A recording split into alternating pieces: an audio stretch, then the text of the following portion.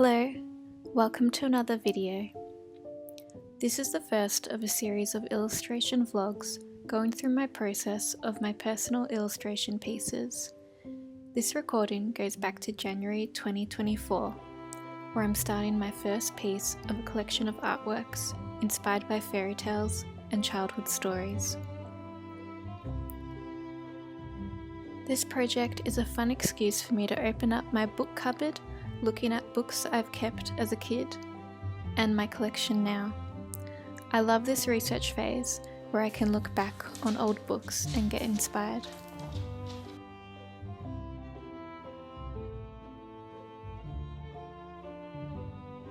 If you haven't guessed already, my theme for this illustration project is Winnie the Pooh.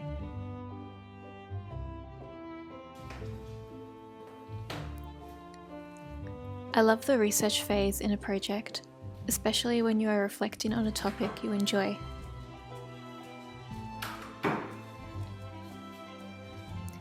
I've gathered any relevant books I can find and go through them, becoming familiar with the kind of scenes and activities the characters surround themselves with.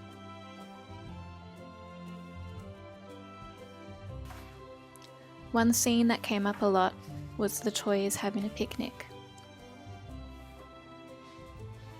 What would it look like if I created my own picnic for these stuffed toys? Next, I'll place the books against my studio window with relevant pages open for my reference. I can only go so far researching with the few books I have, so I get set up on my laptop to create a mood board. During this time, I had learnt about an app called Milanote, which is a program focused on mood boarding. I found it helpful for on-the-spot research where I could switch between my laptop, phone, or iPad if I was out or not at my desktop. I can also quickly link images I've saved on Pinterest. Milanote has a simple and easy layout to work around, and I was able to use it for free for this project with an 100 asset limit.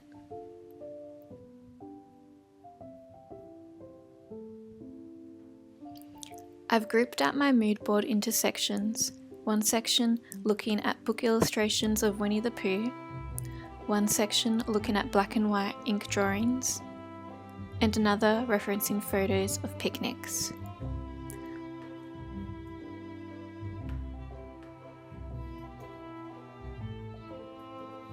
I'm now setting my mood board up on A3 pages to print out and stick on my windows.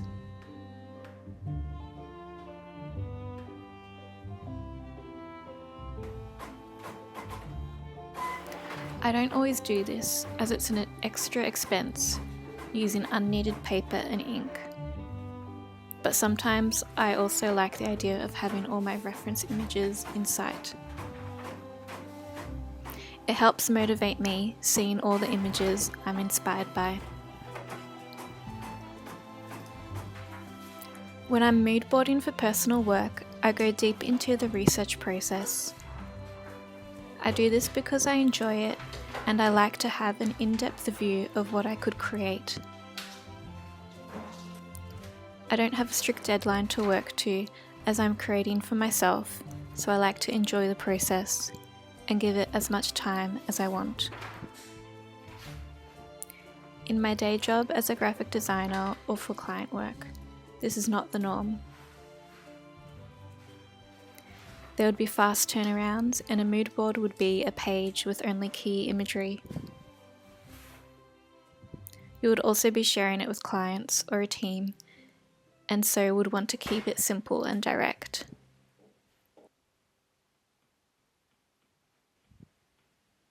Having done mood boarding both ways, when it comes to my personal work, I have the option to go more in depth and take my time.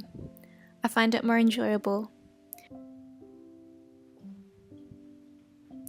And as I am working individually, I understand what each imagery is referring to and don't need to annotate or explain my imagery choices.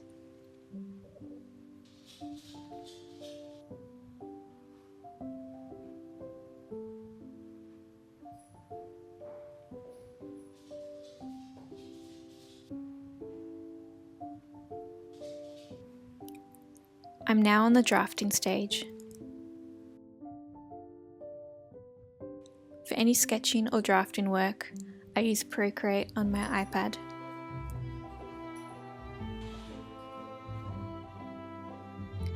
Drafting is a time to sketch down visual ideas and explore how something might look, change my mind and then change it again. Doing my work digitally for this stage is great for exploring how something will look, and I can easily make adjustments.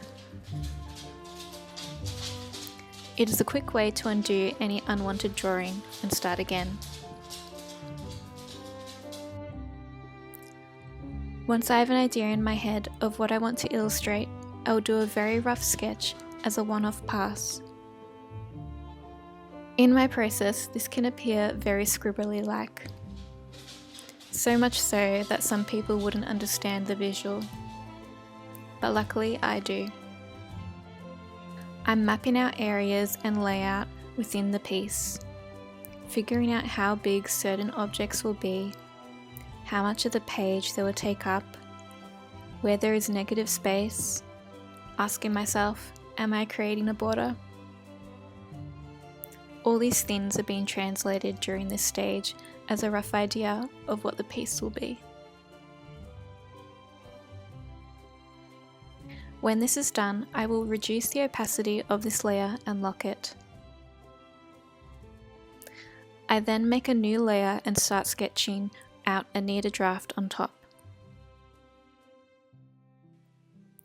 Now the second pass of my draft should be something that people can visualize and understand. I've taken the rough shapes and spaces and redrawn them in more accurate detail of what they should look like.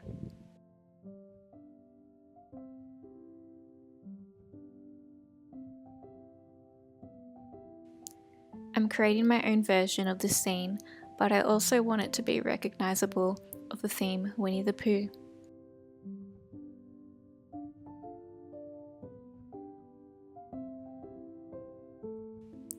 For example, whilst drawing Pooh's treehouse, in my reference images, I saw the book illustrations had a sign on top of the tree door saying, Mr. Sanders. I had forgotten about this little Easter egg, and it was a nice momentum to be reminded of.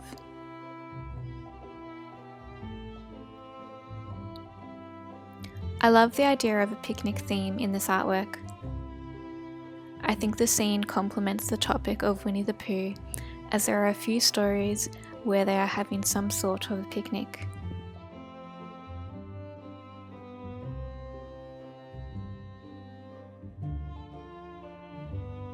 It was a joy to come up with the concept of this piece and take some time in my busy adult life to look back on things I enjoy as a child.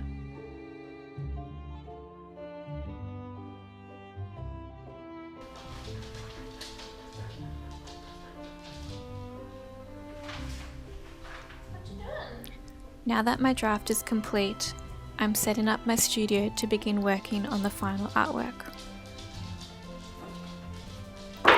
You'll notice another friend has joined the studio today. I'm puppy sitting my brother's dog Millie. She is a Dalmatian, and her and Casper make each other very tired with non-stop playing.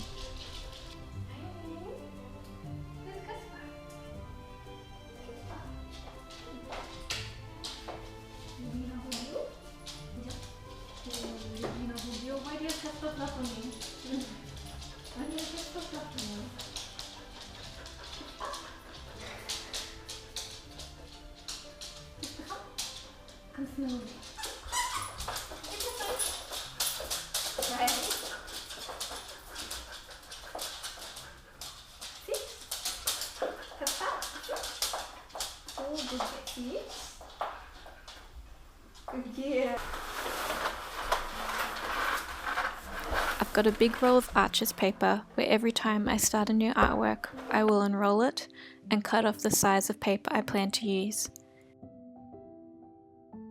This has been a convenient way for me to keep Arches paper, and it is more likely to be affordable than using separate pieces of paper. The only downside is the paper is never flat, and it is a process to make it less curled.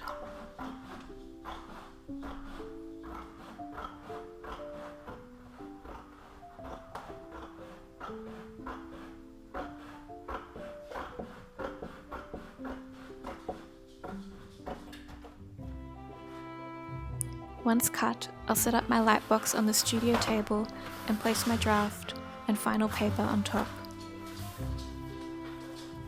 I'll weight down the paper with some clean objects to keep the paper flat while I do my light box work. Once the dogs have settled, I begin the light box work. I use a sharpened HB pencil and lightly trace all the important line work. I will often have my draft and mood board on a screen to reference at the same time in case I miss any details on the light box. I will draw slowly to create more neat looking line work than what appears on the draft.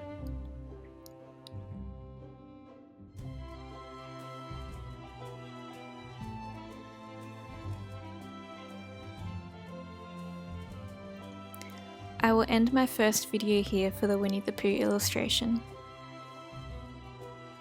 I recorded this whole process and have 2 more videos that take us through from beginning to end of the artwork.